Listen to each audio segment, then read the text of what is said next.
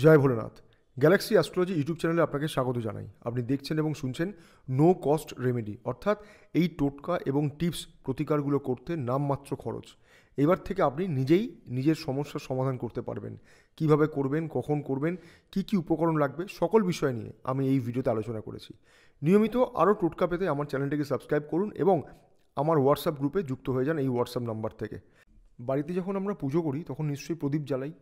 তো অনেকে ঘিয়ের প্রদীপ ব্যবহার করেন, অনেকে আবার সর্ষে তেলের প্রদীপ ব্যবহার করেন। সে যেটাই হোক না কেন, এই প্রদীপের সাথে একটি সুন্দর টোটকা আছে। কি টোটকা? যখন আপনি সন্ধ্যায় পুজো করছেন, সন্ধে দিচ্ছেন, তখন প্রদীপ জ্বালিয়েছেন ঘি অথবা সর্ষের তেলের প্রদীপ, ভালো কথা। এবারে সেই প্রদীপের মধ্যে 2টি উন্নত মানের লবঙ্গ ফুল সমেত দিয়ে দিন এবং যখন সেই ধোঁয়াটা উৎপন্ন হলো, প্রদীপের ধোঁয়া, লবঙ্গ জ্বালানোর পর একটি ধোঁয়া, সেই ধোঁয়াটি বাড়ির প্রত্যেকটি জায়গায় আস্তে আস্তে করে ছড়িয়ে দিন। অর্থাৎ প্রদীপটিকে নিয়ে বাড়ির বিভিন্ন জায়গায় একটু ঘুরে নিন এবং যদি পারেন তাহলে ওম নমঃ শিবায় মন্ত্রটি জপ করতে পারেন সেই সময় মনে মনে। মনে রাখবেন প্রত্যেকটি দ্রব্যের না বিশেষ কিছু গুণ আছে, তো সেই গুণগুলোকেই শাস্ত্রে বিভিন্নভাবে ব্যবহার করার জন্য উল্লেখ করেছে। আর মন্ত্রদের শক্তি রয়েছেই। তো ওম নমঃ শিবায় মন্ত্র পাঠ করছেন আর যে দ্রব্যটি আপনি ব্যবহার করছেন সেই দ্রব্যের পজিটিভ শক্তিকে আপনি ব্যবহার করছেন।